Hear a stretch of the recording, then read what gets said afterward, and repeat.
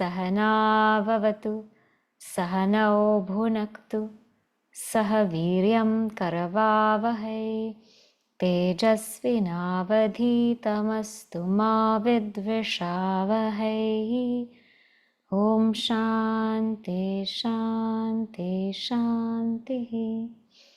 Samasta Janakalyane Niratam Karunamayam Namami Chinmayam Devam Satgurum Brahma Vidvaram.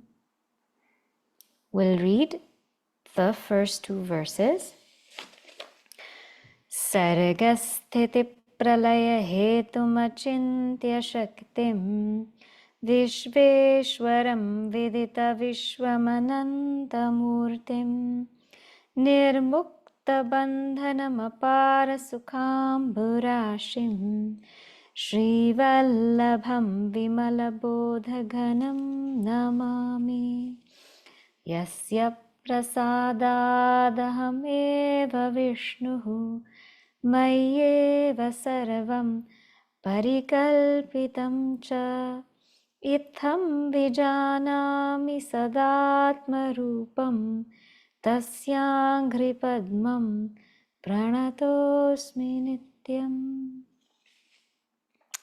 We'll read now verses 14 to 17.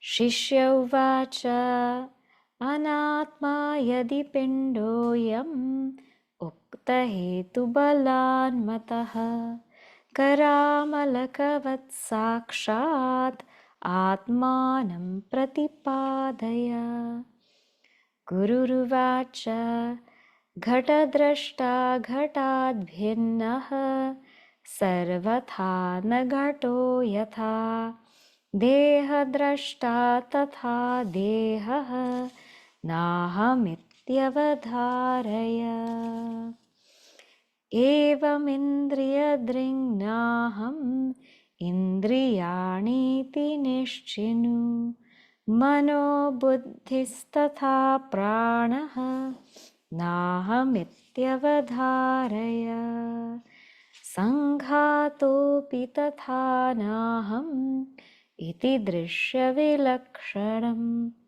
drashtāramanumanena Nipunam sampradharaya. Okay. Before we revise these, in verse 16, in the Devanagari, in the Samskrita, in the first line, that evam indriyadringnaham indriyani iti, that iti should be a short e. So if there's a long e in your book, please make sure to change it. The same with the transliteration. It should be a short I. It should be iti, not iti. Okay?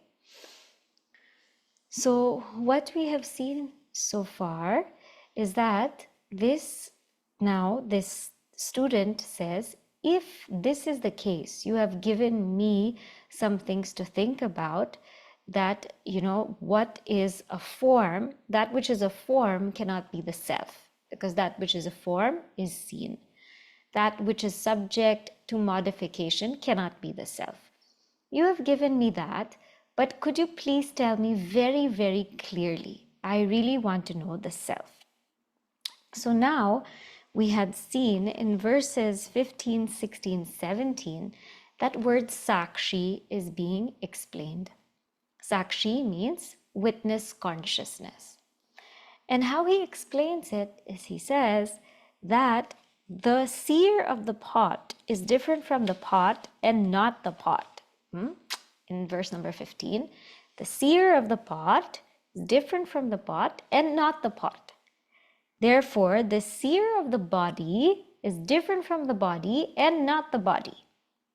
So this we also saw, that we see so many things and we never take ourselves to be it. We see the table, the chair, the sofa, the computer, the book. We never take ourselves to be the things that we see. Why is it that when it comes to the body, we take ourselves to be that? So he says, the seer can never be the seen. And furthermore, the seer is not affected by the seen, right? Just because I'm looking at a couch, I don't become a couch, right? Otherwise, we would have a lot of problems. And the seer cannot become the seen, and the seen cannot become the seer. And he says, in the same way, I am not the indriyas. I'm not these sense organs. I'm not the, mana. I'm not the mind. I'm not the buddhi. So I'm not the sense organs. I'm not the mind. I'm not the intellect. I'm not the prāṇas. Because they are all seen, meaning they're all objects of my experience. Therefore, I am different from them. While the mind might seem like a closer object of experience, it is still an object of experience. For example, we may have glasses, right? So we see the couch and we use our glasses to see the couch. So my glasses might be closer to my eye than the couch. But both the glasses and the couch are still objects to my eye. It doesn't matter whether one is far or one is close. Both are still objects to my eye. In the same way, it doesn't matter if the body appears to be a little further than the mind, or if the body appears to be closer than the couch. These are still objects of experience. Therefore, he says, I am not that. Okay, then a question might arise, if I am not all of these things individually, so I'm not the body, I'm not the mind, I'm not the prana, what about this concrete thing coming all together? Can I be that? And he says, no, I am not that. I'm not the collective sanghata. I'm not the collective package. I'm not the collective package of this body, mind, intellect, ego. I'm not this also. So therefore, he says, avadhāraya, sampradhāraya, ascertain this, think about this. Think about it so deeply that it becomes your actual realization. And as we said, Vedanta is not something that we need to experience later. It's something we can experience here and now. All we need to do is to pay attention to our daily experiences. That's all. Just pay attention to our daily experiences and we will get it. It's not very hard. It's actually very, very logical. Very, very logical. And one more thing is that we notice that whenever there's seen and seer relationship, we are always on the side of the seer. Right? So for example, the computer is seen, the eyes are the seer. Which side am I? I'm on this side. Right? I feel I'm on this side. The conditions of the eyes are seen and the mind is the seer. Which side am I? I'm that side, the mind. The mind is seen, the different thoughts are seen. The self is the seer. So which side am I? Inside. So even in my experience or the way we transact, the way we understand, we are always on the inside. We always say I. We never say I, right? So even if we look at how we transact, we are always on the side of the seer. So now he's taken up Sakshi in those verses 15 to 17.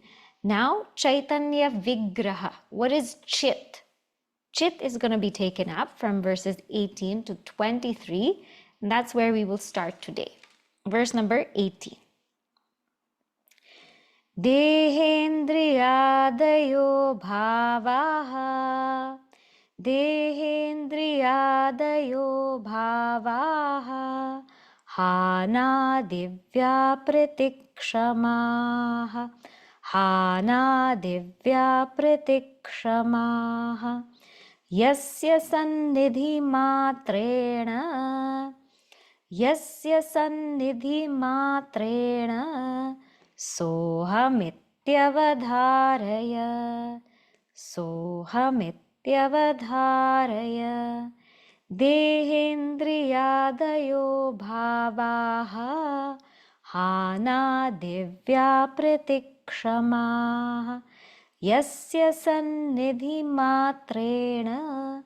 Sohamityavadhāraya. So what does he say here? Saha aham iti avadhāraya. Ascertain, avadhāraya, ascertain that saha aham, I am that. Ascertain that I am that. I am that. Who am I? Yasya sannidhi matrena.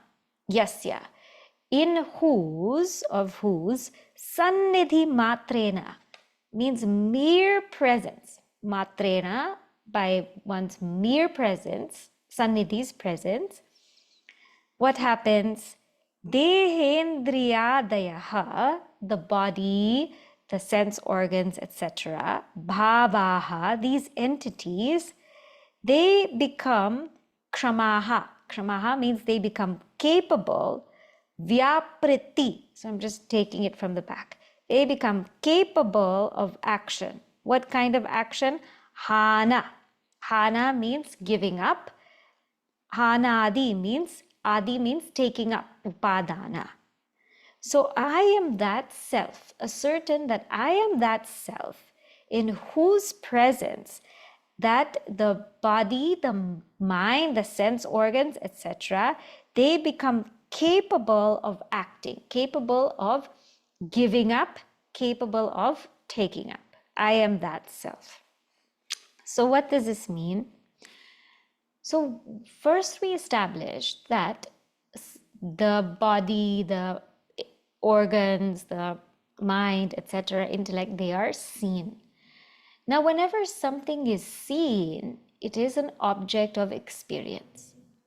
And whenever something is an object of experience, we mean that it cannot know itself or it cannot know anything else. It is an inert thing. When something is an object of our experience, it cannot know itself or know anything else.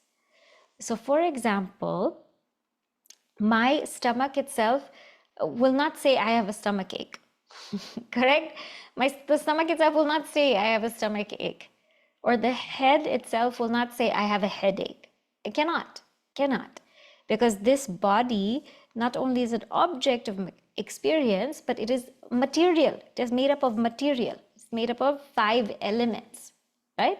And we have seen these many times in Chandogya Upanishad, that the body is material. It's made up of elements. So one beautiful thing I read is that if you want to again think of how the body is material, then think of, sometimes there's dirt that comes in the body. How did that dirt come? That's earth coming out. How did that earth come out? Because of water, sweat. How did that sweat come out? Because of heat, fire. And how did that fire come? Because we were out in air, exercising in air. And where was I in and through that air? I was in space. And there's space also in and through my body. So in this way, this body is elemental. It's material. And it is an object and it cannot know itself. Now we come to the pranas. The pranas the same way. They're material. They're elemental. They're made of the elements. They're vayu. They're air. They're nothing but a modification of air. It is said in Viveka Chudamani. So that same air is just being modified in me. That is my prana. So this prana is also inert. It cannot know itself and it's an object of my experience. And we come to the senses. The senses. The senses, as when we study in Tattva Bodha, etc., they are also material. They're also made up of the 5 elements. And so we have seen, through space, the hearing comes, that hearing, sense of hearing comes. Then through air, the sense of touch comes. And through fire, the sense of seeing comes. Through water, the sense of tasting comes. And then through earth, the sense of smelling comes. So they are also elemental. They are also elemental. And we analyze that also in Panchadashi chapter 2. Then we come to the mind. The mind is also material. It's also material. It's also made up of elements. And how we know this? We saw also in Chandogya Upanishad that whatever we eat directly affects our mind. And I think Mike had mentioned we can only interact with something if we have the same kind of qualities, the same kind of capabilities. So this mind is also material. It's made of material. It's elemental. It's elemental. Simply, you take some food and you eat it, and you'll see how the mind is, how the mind is affected by it. The brain is also just matter. It's also gross matter. Right? It's made of all matter, all chemicals, all different elements. The brain is also matter. So these things are all material.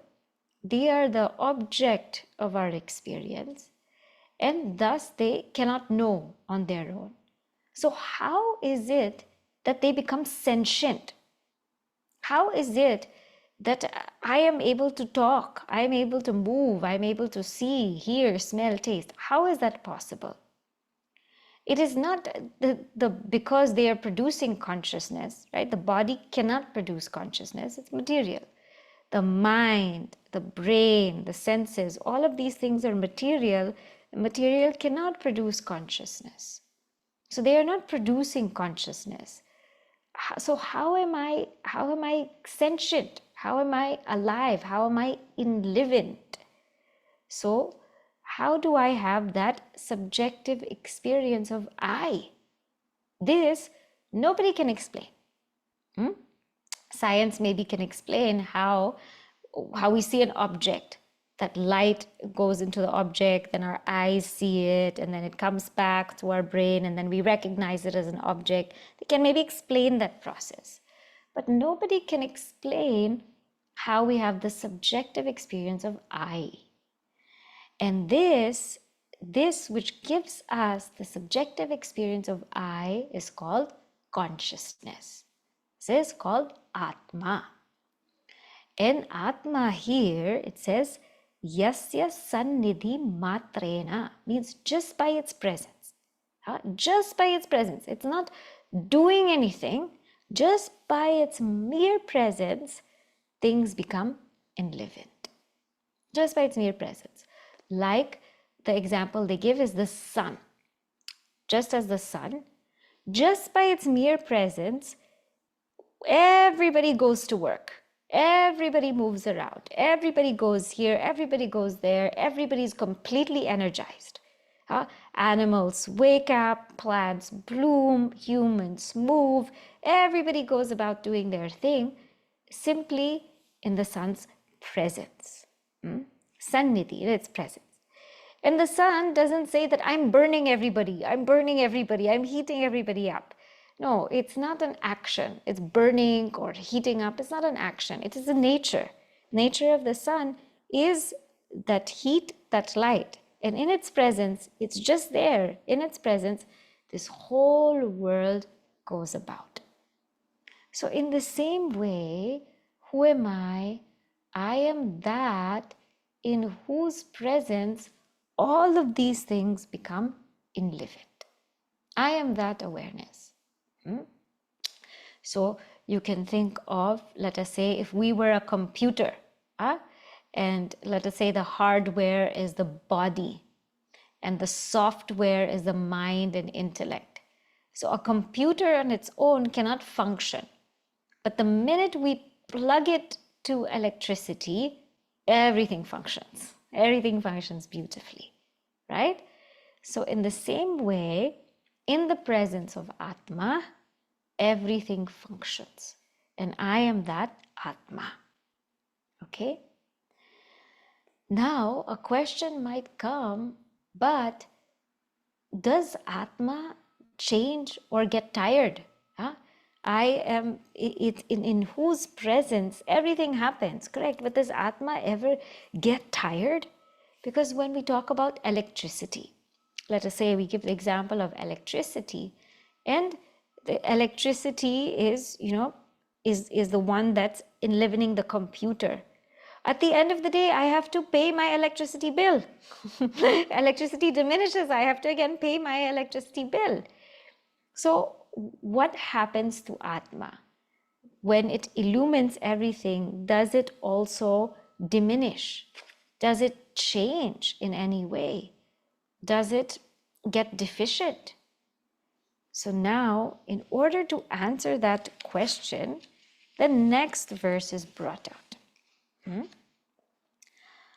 Anāpanna vikāra san, anāpanna vikāra san, ayaskantavadevayah, ayaskantavadevayah, buddhyādīnṣcālayet pratyaka, buddhyādīnṣcālayet pratyaka, sohamityavadhāraya, sohamityavadhāraya, anāpanna vikāra san, ayaskantavadevayah, buddhyādīnṣcālayet pratyaka, sohamityavadhāraya. So, saha aham ityavadhāraya. Ascertain that I am that. Saha aham. I am that. Ascertain that. What is that? That which is pratyak. So first go to the word pratyak. That which is the innermost self. Anāpanna vikāraḥ. The word is actually anāpanna vikāra, means without vikāra. I am without modification. So anāpanna vikāraḥ, I am without modification, and I am pratyak. I am the innermost self. And what is this self? Buddhyādīn chalayet. I am the one who as though moves the intellect.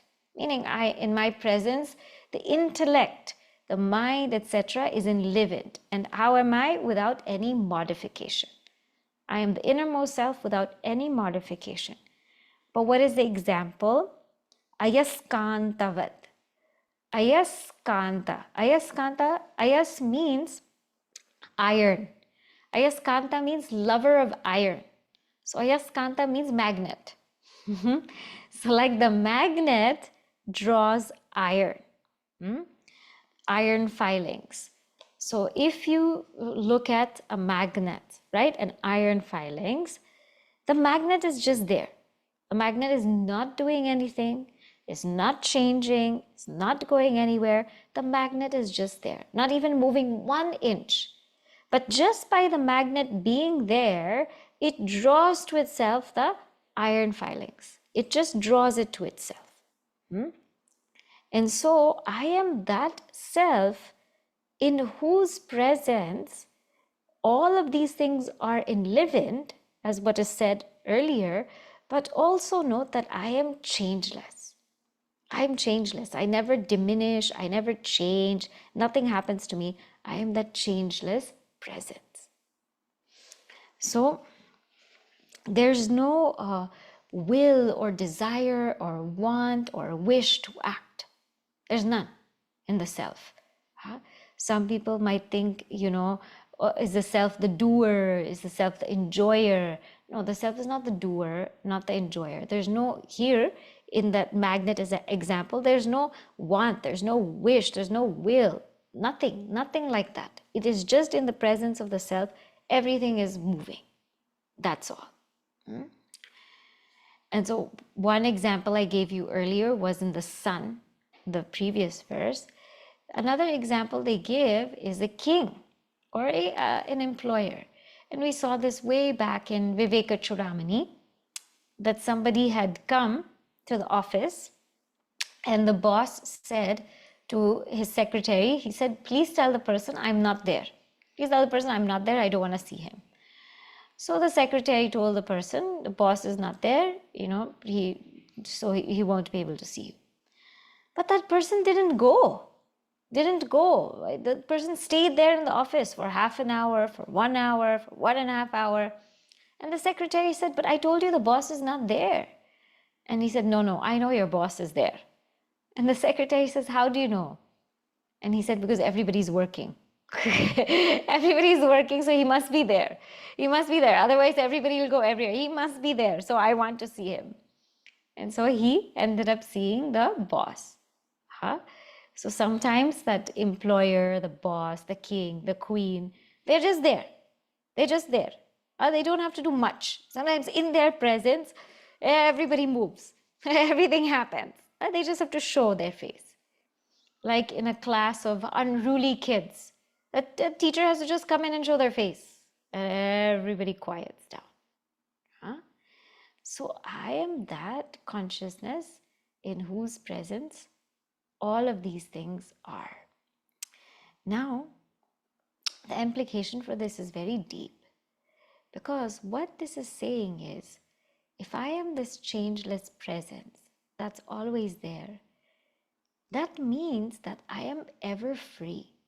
I'm ever free. There's actually no bondage for me. I never changed. I never changed. So Atma never became Jiva. The self never became this individual. The self never became bound, because Atma is nirvikara, it's free from modifications. So in of itself, the self is free. The self is ever free. And that's why knowledge is the solution, because it's just a matter of knowing that the self is ever free. Not that the self became bound and then became free. Because if the self was bound and then became free, then what's to say the self cannot become bound again?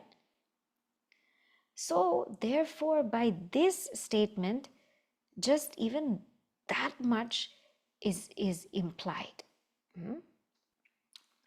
There was a story of 3 wise men. So the king wanted to know who are the wisest men in the kingdom. And what happened was he put a very peculiar kind of lock, on a door, and had the latest technology and everything like that. And he told the 3 of them, he said, whoever can open this will be the wisest. So whole day they were trying to open, whole day. Then one wise woman came. She said, can I also try? He said, yeah, go for it. So they were all there. 4 of them were there. The 3 of them were just trying to open, whole day studying how to open that lock, what is the diagram of that lock, etc., etc. And the woman was just sitting there.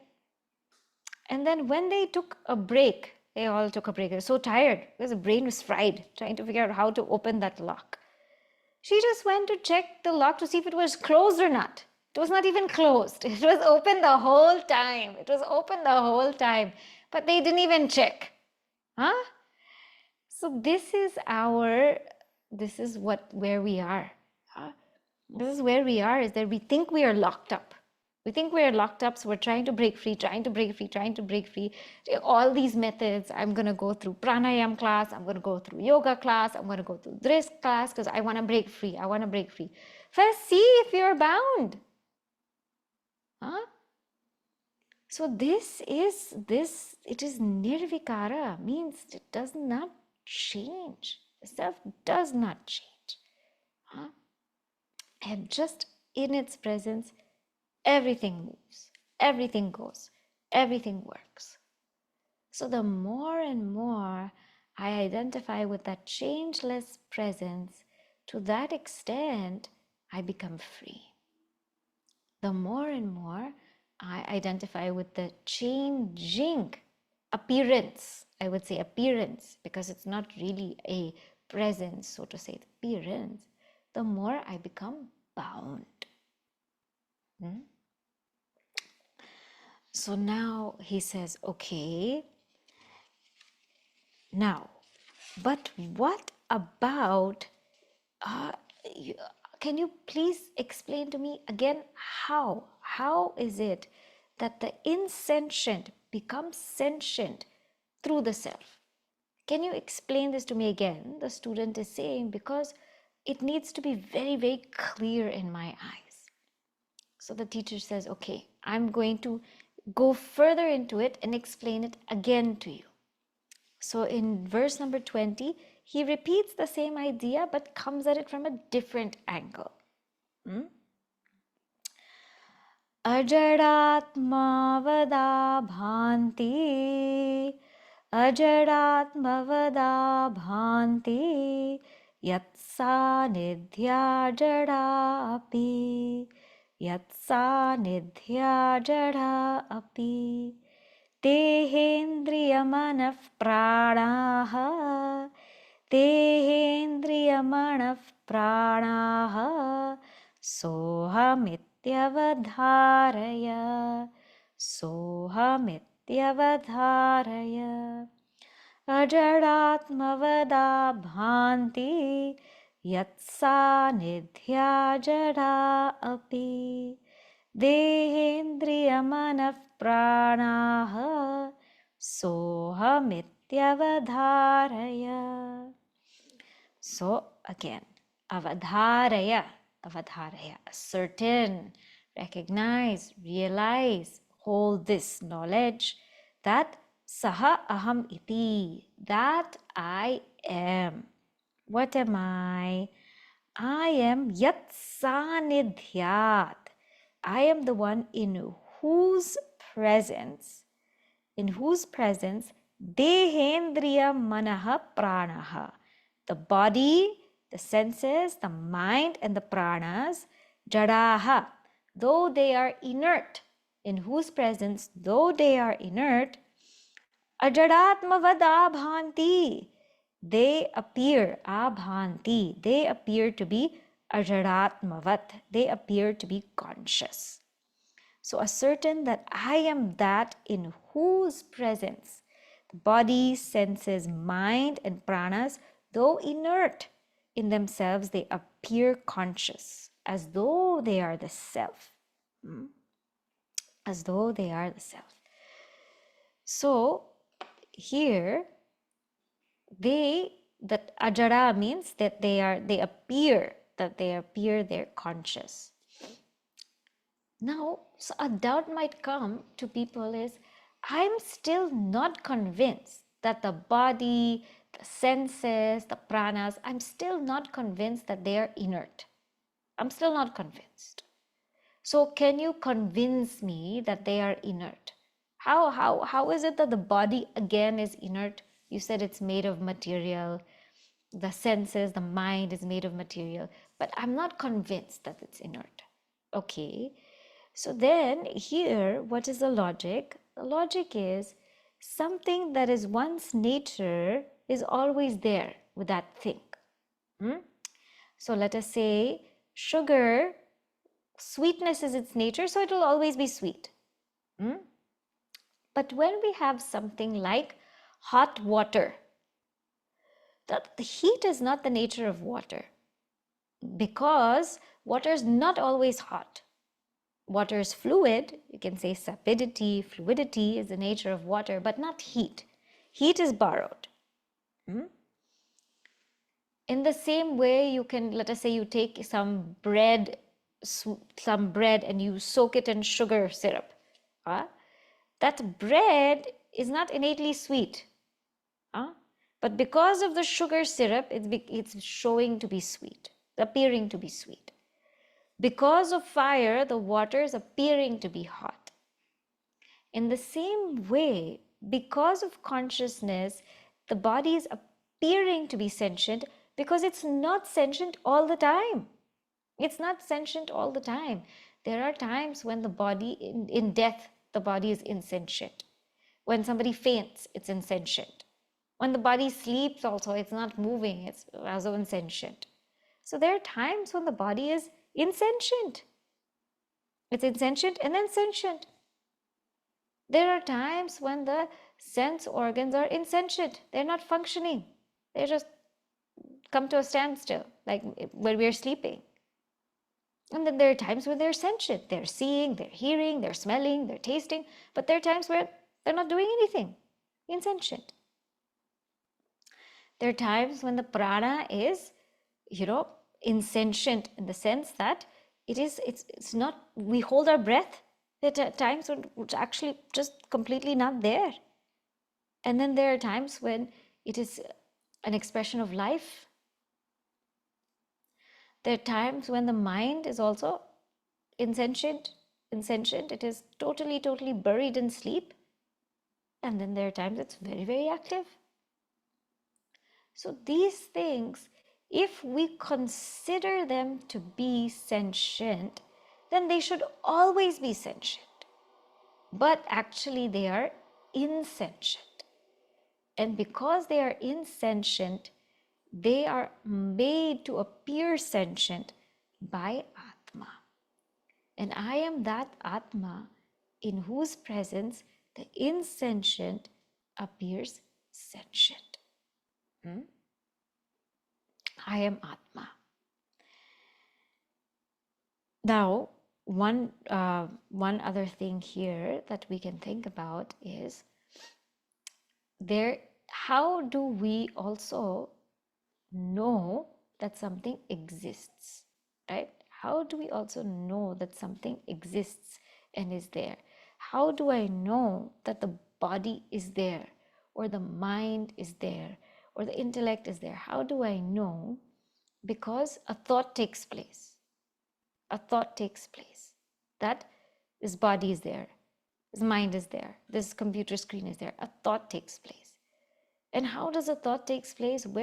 How does a thought take place? Where does a thought take place? It takes place in awareness, in that consciousness. So in that awareness only, that existence of anything is there. It appears to exist only in that awareness. Because I have to be there, the thought has to be there, then I can only say that this thing exists. So that in whose presence something appears in itself and something appears sentient, that is Atman. That is pure consciousness. And that pure consciousness is what we call anuvritta. Anuvritta means it pervades throughout all of these. Whether these things are sentient or not sentient, it pervades in and through all of them. Whatever state my body might be in, whatever state my mind, my pranas, my senses may be in, that consciousness pervades all through and through. So what is this pure consciousness? This pure consciousness is in whose presence everything functions. In whose presence everything functions. It is not that this body produces consciousness, or the mind produces consciousness, or the brain produces consciousness. It is that consciousness in whose presence everything functions. Can I ascertain this for myself as a fact right now? Yes. In awareness alone, everything happens, isn't it? Have we ever experienced anything happening outside of our awareness? No. In awareness alone, everything happens. That is what we're calling Atma. And how is that awareness? That awareness is a changeless awareness, like the magnet. It is not willing, wishing, wanting, doing. It's not acting in any way. It is just there. It is ever free. It is not bound by anything. It's not growing. It's not decaying. It's not becoming bound. It's not getting enmeshed in this whole samsara. No, it is absolutely changeless, just in its nature. And in its nature, its nature is such that that which is inert can appear sentient. Because these things, that the body, the mind, the intellect, etc., if they were truly sentient on their own, they would always be sentient. But they are not. Sometimes they appear sentient, sometimes they appear insentient. But I, the self, am ever there. I, the self, am ever there. Now, he says, but wait a minute. What about the mind? I can be convinced about the body. I can be convinced that the body does not produce consciousness.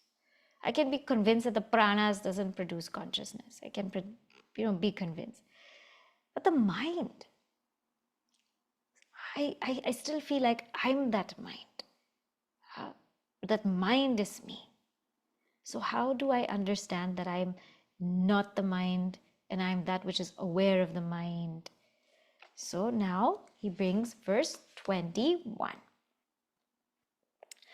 Agaman me manon yatra, agaman me manon yatra, samapratam chastiri kritam, sampratam chastiri kritam. Evam yo veti dhivrittim, evam yo veti dhivrittim, sohamityavadhāraya, sohamityavadhāraya. Agaman me manon yatra, sampratam chastiri kritam, evam yo veti dhivrittim, sohamityavadhāraya. Saha aham, that I am, avadhāraya, ascertain that I am that consciousness. What is that consciousness? That consciousness, yaha veti, the one who knows. The one who knows here means the one who illumines. Illumines what? Me manaha, my mind, agamat anyatra, means it went somewhere. It went somewhere. Sampratam sthirikritam, and now it has been brought to rest. Evam, in this way, yaha veti, the one who knows the mind, where the mind left and when the mind came back, and dhivrittim, the modifications in the mind, that I am. So thus ascertain that I am that consciousness, which is the self that illumines the modifications in the mind, such as my mind went elsewhere and now it has been brought to rest. So now what happens exactly to our mind? So what happens to our mind is it wanders. We have many states. We have seen this before, right? We have states where it is kshipta. The mind is very distracted, very distracted. It just goes here and there. And then we have a state that's called vikshipta, which means it's occasionally distracted, occasionally distracted. And we have this state called buddhiḥ. It is where we're spaced out, completely spaced out. And we also have this state which is called ekagra, where the mind is very focused. And the final state is niruddha, where the mind is absorbed. Now, in these states, when the mind is distracted and when the mind is steady, we are aware of that. So we could be speaking to somebody, or we could be in class, and all of a sudden the mind goes somewhere and we miss something and we recognize that, oh, my mind went somewhere. And then we know that, okay, now my mind has come back. Sthirikrita, now it has come back. So what is that which knows where my mind went, what my mind did, and how my mind came back? That is called sakshi. Now, in this respect, we have to be very careful, because there are two aspects here. When we say that Sakshi or that Chaitanya, that consciousness, what we mean is it's a direct, unvoiced awareness.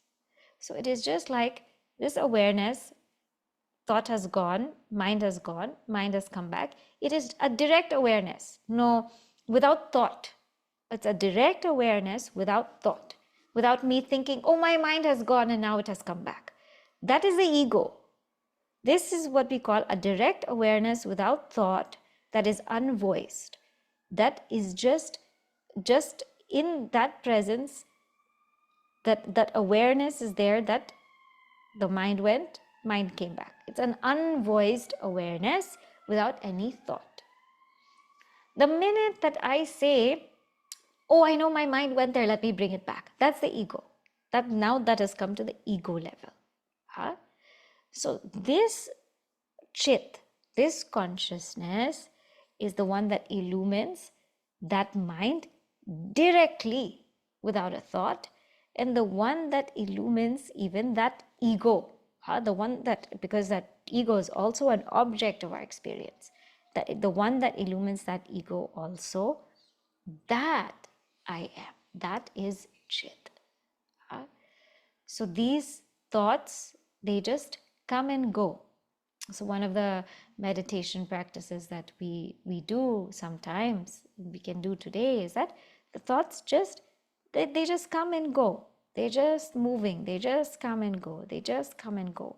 But that in whose presence all of these things just come and go, without me voicing anything, without me saying anything, with me just remaining as is, that is chit. That is chit. So where the thoughts are coming from, where they're going into, where they arrive and depart from, in which the thoughts are sustained, in which the thought went somewhere and then in which the thought came back also, that is called chit. That Chaitanya, I am. So now I will just summarize this point and then we will continue on chit next week. So what is consciousness? What is consciousness? Consciousness, number one, is the subject. Consciousness, number two, is that the seer that ever remains unaffected by the seen, and that seer in whose mere presence the seen is enlivened, the objects are enlivened. And that pure consciousness is changeless. It does not will, desire, want, hope, wish. No, it doesn't do, it doesn't enjoy, it doesn't experience. It just is. It's like a magnet. And in its presence, everything is drawn to activity. And what is that consciousness? That consciousness is whose nature is consciousness. And because in its presence, the inert becomes conscious, it appears conscious. Just like in the presence of fire, the water becomes hot. Like that, in the presence of consciousness, the inert appears sentient. So that is consciousness. But what about that mind? What about that mind that I have? That is not consciousness. That is an object of consciousness, because the consciousness is the one that illumines the thought without the thought. Illumines the thought without a thought. Direct awareness of the thought, that it went here, it's back here. Unvoiced awareness. That is called chit. That is called consciousness. That is your real nature. Okay, so we will stop here. I'll say the closing prayer, then we can take up any questions. Om Purnamadav Purnamidam Purnat Purnamudachyate Purnasya Purnamadaya Purnameva Vashishyate. Om Shanti Shanti Shanti. Hari Om. Shri Gurubhyo Namaha. Hari Om.